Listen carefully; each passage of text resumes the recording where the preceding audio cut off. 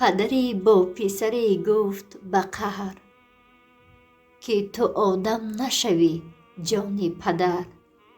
حیف آن عمر که ای بی سر و پا در ره تربیت کردم سر. دل فرزند از این حرف شکست، بی خبر از پدرش کرد سفر. رنج بسیار کشید و پس از آن زندگی گشت به کامش چو شکر. عاقبت شهرت و والایی یافت، حاکم شهر شد و صاحب زر. چند وقتی بگذشت و پس از آن امر فرمود به احضار پدر. پدرش آمده از راه دراز، نزد حاکم شد و بشناخت پسر.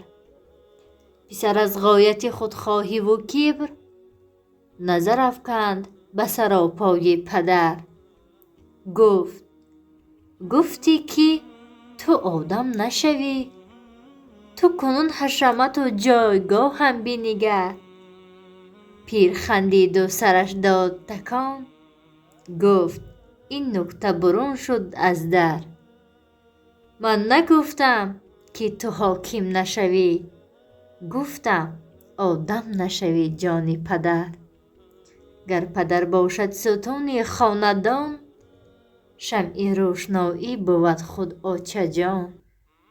بی پدر خار و خزان ما همه، لیک بی مادر ضعیف و ناتوان. پدر گر شعله چشم زمان است، ولی مادر چراغ خاندان است. پدر گر شه ستون زندگانی است، ولی مادر به دنیا جاویدان است.